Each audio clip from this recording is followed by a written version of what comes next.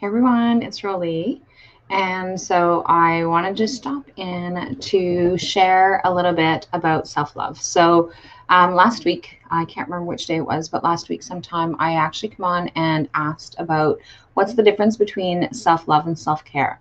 Because we hear so much about both, right? So one of the things that we did discover is that they are two separate things. They both work really well together to be able to make sure that we have that connection and that we give ourselves that whole part of who we are. But it's that really important. So the self love is really important for us to be able to connect with. And with it being March 1st, with it being International Women's Day month as well. So on March 8th is International Women's Day.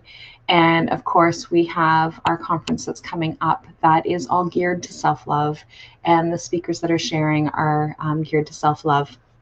So I'm going to jump in every day at some point and be able to share one self-care tip. So my goal over the course of the month of March is to share one self-care tip. And but if you're wanting to like really dive in deep into that whole self-love,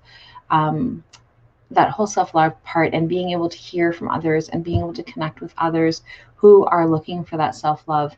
And when I think self-love, I think the 60s, right? So the 60s and the 70s when they were talking all about love and all that kind of thing. And so that's kind of where some of the stuff started, but it's really, it's kind of really grown from there. And there's so many different ways of being able to have that self-love. And so, like I said, what I want to be able to do is share over the course of the month of March and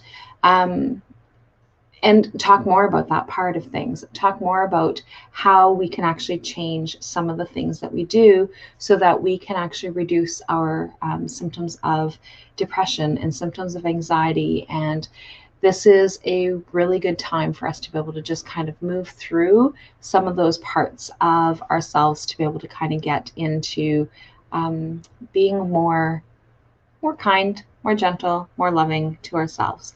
So the first one I want to share is stop comparing yourself to others. So we, and me included, we become guilty of that. Well, what's going on with the other person and what are the other people going to think? And well, the other person's doing so much better and all these different things. And so especially with social media, we see so many people that they look the part, they have their hair all done up and their makeup is all done. And so like their life must be absolutely perfect.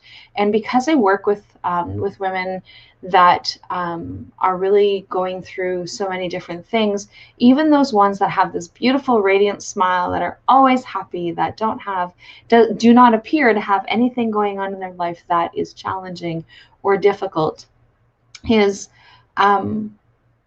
those are some of the people that we compare ourselves to. And so it's really important for us to be able to remember that just because it looks like it's all hunky-dory and everything's great and there's no problems, you really need to remember that there is oftentimes something else that's going on that is kind of underlying, that we don't really see some of the things that are going on.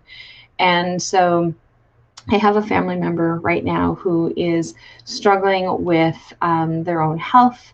They're having some difficulties with some of the things that are going on. There's a new illness that's been diagnosed and has had to undergo through some treatment. But when you talk to this family member is still smiling and everything is so great and everything is so fantastic. And not that we want to take away from having that positive outlook and having that positive way of seeing things. But when we actually see this person, as far as we can tell, everything's great, everything's wonderful, everything's fantastic. And when you ask, how are you feeling and how are things going? It's like, oh yeah, everything's great, everything's fantastic.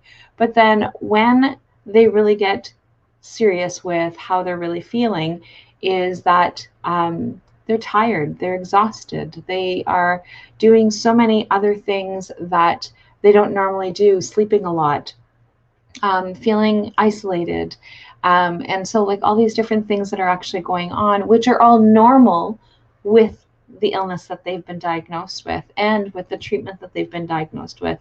But they forget that sometimes what we need to do is just stop comparing and stop having everyone else, all those different things that are actually going on with everyone. So focus on your own journey, focus on how you are doing and how you're going to be moving forward. And so the first tip that I'm going to share with you guys this month is stop comparing yourselves to others. And so at some point through the week, some point through the day tomorrow, I will, well, technically through the week as well, I'm going to continue to share some different tips on how to be able to really dive into that self-love and find ways of being able to, and they're just little things. They're just little things that we need to be doing to be able to just give ourselves that little bit of a boost.